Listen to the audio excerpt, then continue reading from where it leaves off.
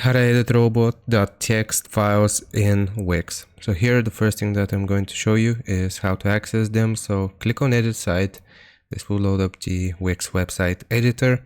Now once we have our page, we want to hover over publish and then view site. Now right here, it's going to generate the URL for our Wix site. And basically we just want to change the URL here. So .com/ and we will type robots.txt.